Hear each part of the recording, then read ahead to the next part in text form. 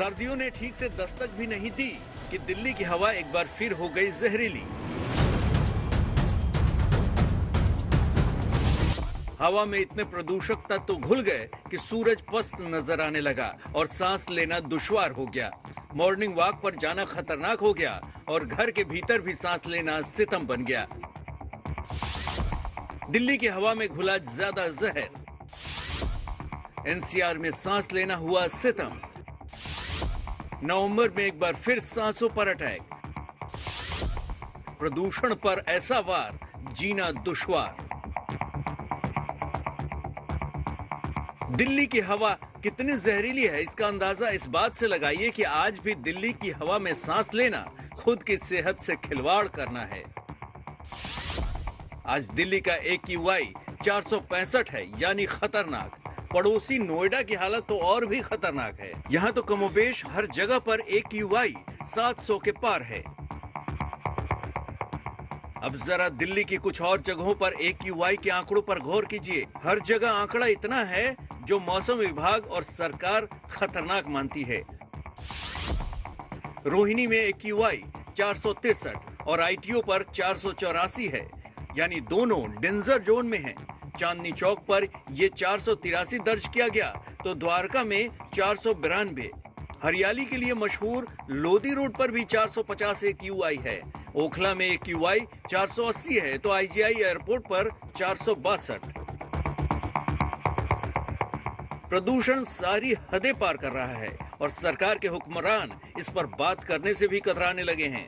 राजस्थान के सालासर में बालाजी धाम पूजा के लिए CM अरविंद केजरीवाल से दिल्ली की जहरीली हवा पर सवाल पूछा गया तो वो कन्नी काट गए।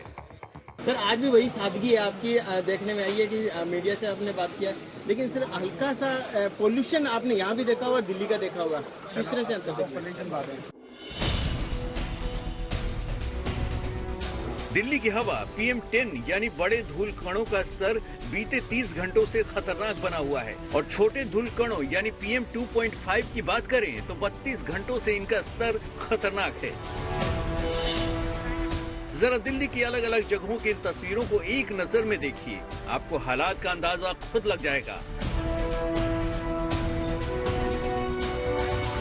इंडिया गेट की इन तस्वीरों को देखिए। आम दिनों में यहाँ से राष्ट्रपति भवन साफ दिखता है, लेकिन आज ऐसे हालात नहीं हैं। राष्ट्रपति भवन धुंध में खोया है, दूर तक सड़क पर सिर्फ धुंध है। विजय चौक से राष्ट्रपति भवन और करीब है। हमने यहाँ जाकर देखा, लेकिन यहाँ से भी राष्ट्रपति भवन की मामूली झलक पाना भी मुश्किल था। अब जरा दिल्ली विश्वविद्यालय के इलाके का हाल देखिए। हरियाली भी यहाँ स्मॉग से मुकाबला नहीं कर पाई। स्मॉग का असर साफ दिख रहा है।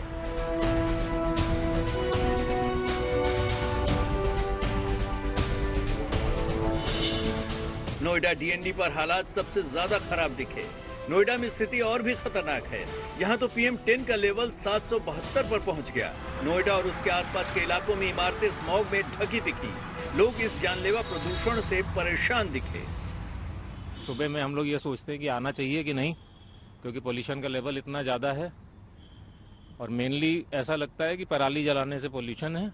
लेकिन जब से दिवाली आई है और उसके बाद से मतलब मौसम खराब ही होता जा रहा है। मतलब डेली मतलब देखती हूँ तो इतना फॉग टाइप का लग रहा है, तो और थोड़ी सी आंखों में जलन सी भी कभी कभी होती है। धूप मतलब रहती थी और हमें अच्छा लगता था वॉक करना, बट अभी इस दिवाली के बाद तो हमें धूप भी नसीब नहीं होता है और लोगों को उससे परेशानी भी है।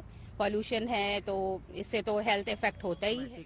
नहीं, जिनकी जो अस्थमैटिक है उनको घर बैठना चाहिए, जिनको इम्यूनिटी लो है उनको भी नहीं आना चाहिए, और जो ठीक है उनको आना चाहिए। काम तो करना ही है, पब्लिक मूव करेगी तो व्हीकल एमिशन होगा ही होगा, तो इसको गाड़ियों को ही कम करने से नहीं होगा काम।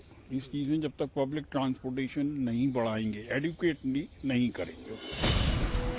आखिर इस प्रदूषण की वजह क्या है? आखिर क्यों दिल्ली हर बार इस मौसम में जानलेवा प्रदूषण झेलती है? दिल्ली में इस स्मॉग की 4 वजह हैं।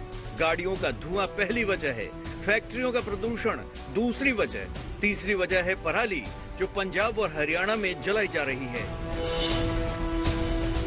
सवाल ये कि आखिर प्रदूषण से आने वाले दिनों में राहत कब मिलेगी? मौसम विभाग के मुताबिक कल कुछ राहत रहेगी, लेकिन 15 नवंबर को एक बार फिर प्रदूषण बढ़ेगा। प्रदूषण पर सुप्रीम कोर्ट भी कई बार नाराजगी जता चुका है। दिल्ली और एनसीआर की जनता परेशान है, लेकिन हाल फिलहाल इससे राहत मिलती नहीं दिखती। आज तक ब्यूरो।